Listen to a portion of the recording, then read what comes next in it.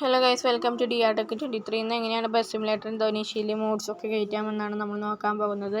Video ഇഷ്ടപ്പെട്ടാൽ like ചെയ്യുക, subscribe ചെയ്യുക, പിന്നെ സപ്പോർട്ട് ചെയ്യുക കേട്ടോ. ഞാൻ എൻ്റെ മോഡ്സൊക്കെ ഡൗൺലോഡ് ചെയ്തിട്ടുണ്ട്. നമ്മളതിന് ഫയൽ മാനേജറിൽ പോയിട്ട് സെർച്ച് ബാറിൽ പോയി ബസ് സീഡ് എന്നുള്ളത് സെർച്ച് ചെയ്യാം.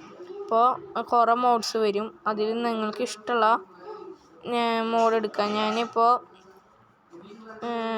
അശോക് ലൈലാൻഡ് എന്ന് പറഞ്ഞിട്ട് ഒരിതുണ്ട്, അത് കട്ട് ചെയ്യാം.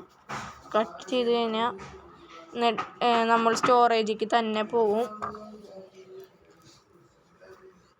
അത് ലോഡിങ് ആവും. ചില നേരത്തിൽ ലോഡിങ് ആയി കഴിഞ്ഞാൽ ലോഡിങ് ആവട്ടെ. ലോഡിങ് ആയി കഴിഞ്ഞാൽ നമ്മൾ ചെയ്യേണ്ടത് ബസ് സീഡ് എന്ന് പറഞ്ഞിട്ടൊരു ഓപ്ഷൻ ഉണ്ടാവും. അതിലേക്ക് നമ്മളിത് പേസ്റ്റ് ചെയ്ത് കൊടുക്കുകയാണ് വേണ്ടത്.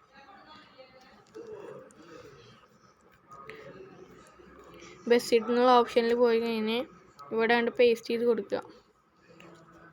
അപ്പോൾ പേസ്റ്റ് ചെയ്യാനുള്ള ഓപ്ഷൻ വരും. പേസ്റ്റ് ചെയ്ത് കഴിഞ്ഞിട്ട് നമ്മൾ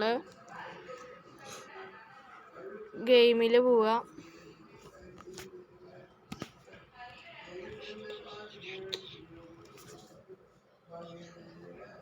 ഗെയിമിൽ പോയി കഴിഞ്ഞ് കഴിഞ്ഞാൽ നിങ്ങൾ മോഡ്സ് എന്നുള്ള ഓപ്ഷൻ ഉണ്ടാവും. അതിൽ ക്ലിക്ക് ചെയ്ത് കഴിഞ്ഞാൽ ഞാനിപ്പോൾ അത് കാണിക്കണില്ല, എൻ്റെ ഫോൺ നല്ല ഹാങ്ങാണ്. ബസ് സിമുലേറ്റർ ഇന്തോനേഷ്യയിൽ പോയി കഴിഞ്ഞാൽ മോഡ്സ് എന്നുള്ള ഓപ്ഷനിൽ ക്ലിക്ക് ചെയ്യുക. അപ്പോൾ നിങ്ങൾക്ക് സൈഡിലായിട്ട് ഏതൊക്കെ മോഡുണ്ട് അതിൻ്റെ പേരൊക്കെ കാണിക്കും. അതിൻ്റെ അടിയിൽ ഇമ്പോർട്ട് എന്നുള്ള കൊടുക്കുക. ഇമ്പോർട്ട് എന്ന് കൊടുത്തു കഴിഞ്ഞാൽ നമുക്ക് ഡിവൈസ് ഗാലറി എന്നുള്ള ഓപ്ഷൻ വരും.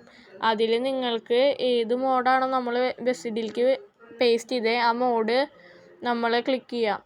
അപ്പോൾ നമുക്ക് നമ്മുടെ ബസ് സിമുലേറ്റർ ഇന്തോനേഷ്യയിലത്തെ മണിയില്ലേ, പൈസ, അത് വേണമെങ്കിൽ പേ ചെയ്യാം. അല്ലെങ്കിൽ ആഡ് കണ്ടിട്ട് അല്ലെങ്കിൽ പരസ്യമൊക്കെ കണ്ടു കഴിഞ്ഞിട്ട് നമുക്ക് ഫ്രീ ആയിട്ട് നമ്മുടെ ബസ് സിമുലേറ്റർ ഇന്തോനേഷ്യക്ക് മോഡ് കയറ്റാൻ പറ്റും.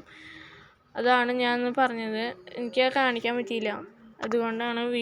വീഡിയോ ഇഷ്ടപ്പെട്ടാൽ എല്ലാവരും ലൈക്ക് ചെയ്യുക, സബ്സ്ക്രൈബ് ചെയ്യുക. Thank you.